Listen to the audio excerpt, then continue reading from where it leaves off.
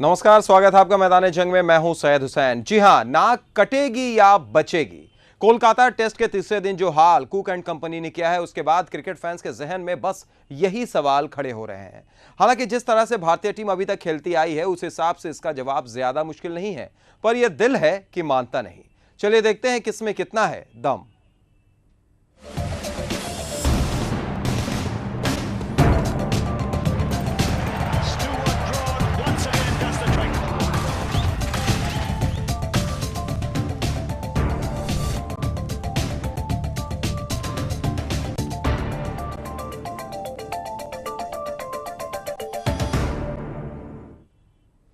तो कोलकाता में तीसरे दिन का भी खेल खत्म हो गया, लेकिन टीम इंडिया की तस्वीर नहीं बदली, बल्कि भारत की बदहाली और भी बढ़ गई है। अब यहां से जीत तो दूर है, ड्रॉ ही चमत्कार से कम नहीं लग रहा, क्योंकि इंग्लैंड की बढ़त अभी 193 रनों तक पहुंच गई है और 2 दिन का खेल अभी भी बाकी है। इंग्लैंड ने भारत के 316 रनों के जवाब में तीसरे दिन का खेल खत्म होने तक 6 विकेट पर 509 रन बना लिए हैं। तीसरे दिन कुक और जोनाथन ट्रॉट ने दिन के खेल की शुरुआत की। लंच तक भारत को कोई कामयाबी नहीं मिली और इंग्लैंड ने स्कोर 296 तक पहुंचा दिया। लंच के बाद ट्रॉट 87 रन बनाकर प्रज्ञान ओझा की गेंद पर आउट हुए। ट्रॉट ने कुक के साथ मिलकर दूसरे विकेट के लिए शानदार 173 रन जोड़े। इसके कुछ देर बाद ही कुक 190 रन बनाकर विराट कोहली के एक सीधे थ्रो पर खुद को बचाने के चक्कर में रन आउट हो गए। फिर स्टार बल्लेबाज केविन पीटरसन ने 54 रनों की पारी खेली, जिससे इंग्लैंड की लीड 100 से ज्यादा हो गई और दिन का खेल खत्म होने तक प्रायर ने भी तेज तर्रार 40 नाबाद रन बना डाले। भारत की तरफ से ओझा ने 3, जबकि ईशांत और अश्विन ने 1-1 विकेट हासिल किए। फिलहाल 4 मैचों की सीरीज 1-1 से बराबर है। कोलकाता में हार का मतलब है दोनों ही टीमों के लिए सीरीज जीतने की उम्मीद खत्म। यहाँ पे प्रदर्शन रहा, निश्चित रूप से ऑफ स्टंप के बाहर संपर्क हुआ पैड के साथ और वो पहले आधा घंटा अच्छा यहाँ पे प्रदर्शन रहा। चलिए एक नजर डाल लेते हैं कोलकाता टेस्ट के तीसरे दिन के स्कोर कार्ड पर।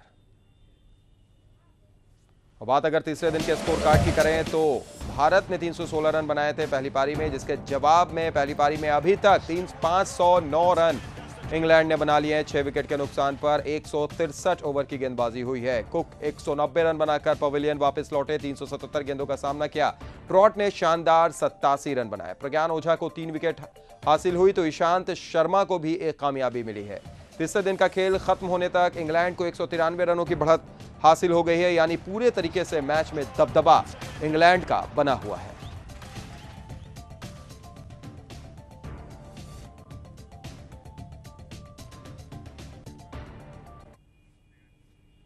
तो कोलकाता टेस्ट के तीसरे दिन का हाल देखने के बाद तो यही लगता है कि ना कि बचने की उम्मीद कम है और कटने की ज्यादा। इस हाल में पहुंचने की वजह धोनी के धुरंधर खुद ही हैं और साथ ही साथ वो खतरा जिसका डर सीरीज शुरू होने से पहले ही था, यानी कुक का कांटा। और अब यही कांटा टीम इंडिया के लिए बन गया है नासूर।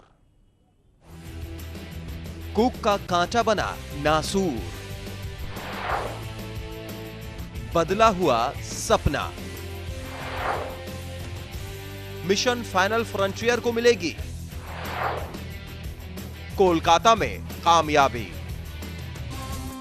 इंग्लैंड के खिलाफ खेली जा रही टेस्ट सीरीज का नाम दिया गया था बदला। बदला उस बात का जो अंग्रेजों ने हमारे साथ अपने घर में किया था। अहमदाबाद में जब टीम इंडिया ने अंग्रेजों को 9 विकेटों से मात दी तो इस बदले की उम्मीद परवान भी चढ़ती नजर आई। चेहरे पे मुस्कुराहट, डंकन फ्लेचर के चेहरे पे भी मुस्कुराहट। कुछ और जमाना चलता है, क्या बात है। लेकिन मुंबई में मिली हार ने बदले की उम्मीद को गहरा झटका दिया। जीत हासिल और सेलिब्रेशन चालू पर करिश्माई बैटिंग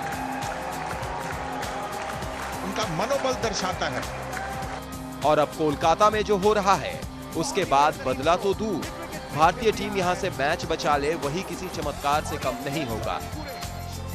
हां, अंग्रेजों ने जिस तरह इस सीरीज को फाइनल फ्रंटियर के तौर पर लिया था, उस मंसूबे में वो कामयाब होते नजर आ रहे हैं और इसमें सबसे बड़ा किरदार निभाया है इंग्लिश कप्तान एलिस्टर कुक ने।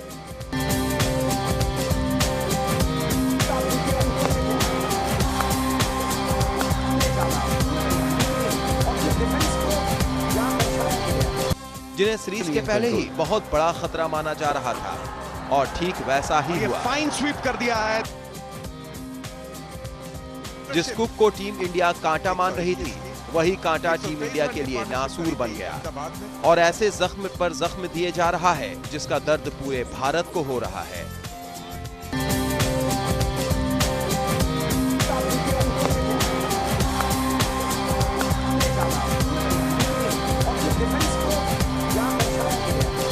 कोलकाता टेस्ट में कुक ने जिस अंदाज में बल्लेबाजी की, वो लंबे वक्त तक याद रखी जाएगी। हालांकि कुक ने 17 और 156 रनों पर भारत को 2 आसान मौके जरूर दिए, लेकिन इन दोनों मौकों को पुजारा और ईशांत ने ऐसे टपका दिया जिसे दोबारा देखने का दिल नहीं करता। हाल में थोड़ा बॉल रुका है और उन्होंने शॉट चेक की, मगर इट वाज टू लेट और अंग्रेजी में कहते हैं इट वाज अ डॉट। इसका फायदा भी कुक ने जमकर उठाया। बेहतरीन ड्राइव, सीधी ड्राइव किया 4 रन के लिए कुक। लेकिन जिस तरह कुक आउट हुए, उसे बार बार देखने को दिल जरूर करेगा कि उन्होंने चैलेंज किया और आउट। यहाँ पर अगर एक बार आप खुद देखिए कुक ने कैसे अपनी विकेट गंवाई। अब देखें क्या कर रहे हैं, ये बल्ला उन्होंने जी हाँ रखा ही नहीं, ये तो आउट है। कुक के आउट होने के तरीके को देखने के बाद ऐसा लगा कि इसके अलावा उनकी विकेट लेने का जरिया शायद कुछ और था ही नहीं। अब कुक खुद को गेंद को बचाने के लिए पीछे हटे या फिर भारतीय गेंदबाजों की बदहाली देखकर उन्होंने अपनी विकेट तोहफे में दे दी, ये तो वही जानते हैं। लेकिन इतना तय है कि कुक के इस पारी ने टीम इंडिया को इस मुकाम पर लाकर खड़ा कर दिया है, जहां से जीत तो दूर, मैच अगर ड्रॉ भी हो गया तो ये किसी चमत्कार से कम नहीं होगा, और चमत्कार अक्सर नहीं हुआ करते। Syed Hussain, sports desk, Aryan news. 123 run की पार्टनरशिप करी थी अहमदाबाद में। जी हाँ, अगर नाक बचेगी तब जब चमत्कार होगा, लेकिन चमत्कार अक्सर नहीं होते हैं। हम रुख करेंगे न्यूज रूम का, जहां पर खेल संवाददाता अशोक शर्मा मौजूद हैं। अशोक जी, अगर बात की जाए कुक की, तो कुक ने ऐसा कर दिया है, इस पूरे सीरीज में अगर बात करें 547 रन कुक बना चुके हैं, इस मुकाबले में जबरदस्त बल्लेबाजी की है और ऐसा लग रहा है कि कुक एक ऐसी दीवार खड़ी हो रही है जहां पर पहुंच पाना तो दूर, वहां का सपना देख पाना भी अब शायद टीम इंडिया के लिए काफी मुश्किल की कौड़ी साबित हो सकती है। देखिए, इंग्लैंड की टीम पिछले 24 साल से भारत में कोई टेस्ट सीरीज जीतने का सपना संजोए हुए, वो कोशिश अब कामयाब लगती दिख रही है। जिस तरह से कोलकाता टेस्ट में इंग्लैंड ने शिकंजा कस दिया है, अब भारतीय टीम केवल हार टाल सकती है। अगर उसने हार टाल दिया तो ये भी एक बड़ी कामयाबी होगी। और जहाँ तक एलिस्टर कुक की बात है, तो एलिस्टर कुक इस दौरे में भारत आने के बाद वो 3 टेस्ट मैचों में 3 शतक लगा चुके हैं और पूरे 24 घंटे उनकी अब तक जो क्रीज पे उन्होंने समय बिताया है, वो 24 घंटे उन्होंने क्रीज पे बिताया है। तो आप सोच सकते हैं कि वो कितने टिक्के पिच पे खेल रहे हैं, कितने रन बना रहे हैं। और उन्होंने उस हारी हुई टीम में एक नई जान फूंकी है। अहमदाबाद टेस्ट में जो इंग्लैंड की टीम हार गई थी, उसके बाद से उन्होंने पलटवार किया है और भारतीय टीम को अब पिछले पांव पे खड़ा कर दिया, बल्कि कहें तो घुटनों के बल बैठा दिया है और भारतीय टीम पनाह मांगती नजर आ रही है। उसके बल्लेबाज फेल हैं, उसके गेंदबाज फेल हैं और फील्डर तो जिस तरह से कैच टपकाया उन्होंने एलिस्टर कुक का, और वो जिस तरह से वो एक बड़ी पारी खेलने में कामयाब हुए, वो एक तरह से कहा जाए कि इंग्लैंड की टीम को अगर बेहतरीन प्रदर्शन वो कर रही है तो उसमें भारतीय फील्डरों का भी योगदान है उनकी नाकामियों का। जी बिल्कुल सही कहा आपने कि भारतीय फील्डर्स ने बहुत ज़्यादा योगदान दिया है नाकामियों में। और दूसरी तरफ अगर बात की जाए अशोक जी, आपको याद होगा जब हम लोग पहले दिन चर्चा कर रहे थे, पहले दिन जब हमारी बात हो रही थी, तब 316 का आंकड़ा छू दिया था भारत ने, तो हम भी और एक क्रिकेट समीक्षक लगातार हर तरफ यही बातें कर रहे थे कि इस पिच पर 316 का आंकड़ा भी अच्छा साबित हो सकता है, बशर्ते टीम इंडिया के गेंदबाज अच्छी गेंदबाजी करें। लेकिन वही पिच जिस पर भारतीय बल्लेबाज की तरफ से कोई सैकड़ा देखने को हमें नहीं मिला, एक अच्छी पारी देखने को नहीं मिली, उसी पिच पर जब अंग्रेज बल्लेबाज आते हैं, जबरदस्त जमकर धुनाई करते हैं, कुक लगभग दोहरा शतक बना डालते हैं, ट्रॉट शतक के करीब आउट होते हैं, पीटरसन का शतक हो जाता है, यहां तक कि पिछले बल्लेबाज स्वान और प्रायर भी जमकर बल्लेबाजी कर रहे हैं, जमकर भारतीय गेंदबाजों की खबर ले रहे हैं। तो क्या हो गया, अचानक से पिच बदल गई या फिर भारतीय गेंदबाजों में वो पैनापन, वो धार नहीं रही है? अब बिल्कुल ये भारतीय गेंदबाजों की नाकामी है। जिस तरह से ईशांत शर्मा ने वाइड गेंदें फेंकी और उन शॉर्ट पिच गेंदें डाली, उसकी कोई ज़रूरत नहीं थी। एंडरसन को वो देख सकते थे, जहीर खान एंडरसन से भी सीख सकते थे कि किस तरह उन्होंने विकेट टू विकेट गेंदबाजी की। और जहाँ तक अश्विन की बात है, अश्विन ने 8-9 टेस्ट मैचों में 49 विकेट लेकर एक सनसनी मचाई थी और वो एक अबूझ गेंदबाज के रूप में प्रतिष्ठित हुए थे। लेकिन पहला टेस्ट मैच इंग्लैंड बेशक हार गया, लेकिन कुक ने जिस तरह से अश्विन की सारी खूबियां जो हैं वो उसने ध्वस्त करके रख दी। अश्विन कहीं से असर नहीं दिखा पा रहे हैं। एक कुक ने अकेले अश्विन की सारी उनकी जो खूबियां थी, उनका जो पैनापन था और जिस स्पिन गेंदबाजी के लिए वो मशहूर हुए थे, वो सारा का सारा खत्म कर दिया। अब कहीं से भी असर नहीं डाल पा रहे हैं अश्विन। और प्रज्ञान ओझा जरूर उन्होंने 3 विकेट लिए हैं, लेकिन जिस कामयाबी की ज़रूरत थी भारतीय टीम को, वो कहीं से भी दिखाई नहीं पड़ रही है। और न तेज़ गेंदबाज काम आ रहे हैं, न स्पिनर काम आ रहे हैं। तो आप अगर विकेट पे, अगर जिस विकेट की बात धोनी बार बार कह रहे थे कि टर्निंग विकेट चाहिए और टर्निंग विकेट चाहिए, लेकिन उसी पिच पर पनेसर गेंद को टर्न करा रहे हैं, लेकिन भारतीय स्पिनर ऐसा नहीं कर पा रहे हैं। तो ये पिच को दोष देना, पिछली मैच में जब मुंबई में भारत की टीम हारी थी, तब धोनी ने सारा दारोमदार स्पिनरों की नाकामी पर बताया था।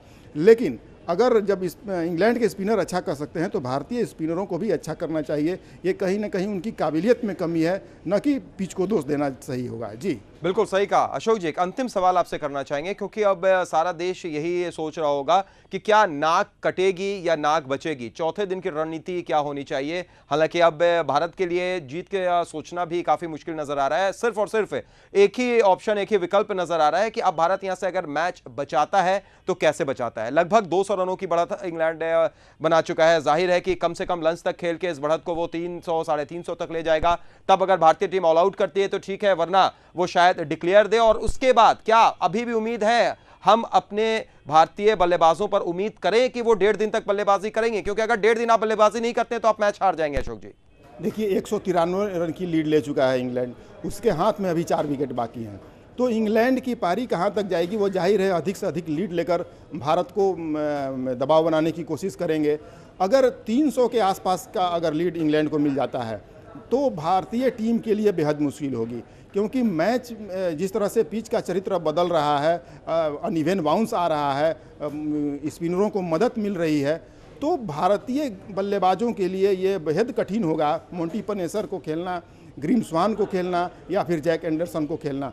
तो ये भारतीय बल्लेबाजों के हक में इतना ही होगा कि वो मैच पे क्रीज पे टिक कर खेले, जैसा कि कुक ने दिखाया कि आप चाहे तो आप जितने भी गेंद हैं उनकी काबिलियत के हिसाब से खेलें और आप क्रीज पे वक्त बिता सकते हैं। जाहिर है 8 घंटे एलिस्टर कुक ने समय बिताए हैं, तो भारतीय बल्लेबाज भी उसे सीख कर ये अपनी पारी को संवार सकते हैं। जी चलिए, बिल्कुल सही कहा अशोक जी आपने। उम्मीदें हम कुछ ऐसे ही करेंगे, लेकिन बहुत कम दिखाई दे रहा है, क्योंकि जैसा प्रदर्शन कर रहे हैं अंग्रेजी गेंदबाज, उसके बाद टीम इंडिया के बल्लेबाज कैसे उनका सामना करेंगे, एक बड़ा सवाल जरूर है। फिलहाल बहुत बहुत शुक्रिया हमारे साथ जुड़ने के लिए, तमाम बातचीत के लिए अशोक जी आपका।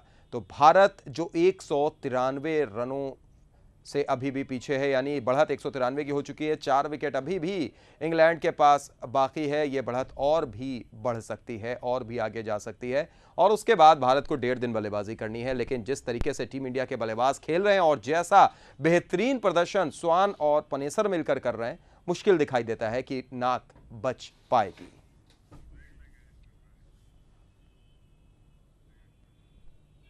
चलिए, यहां पर रुकना एक छोटे से ब्रेक के लिए। ब्रेक के बाद आपको दिखाएंगे कुक का कमाल और मोमेंट ऑफ द डे।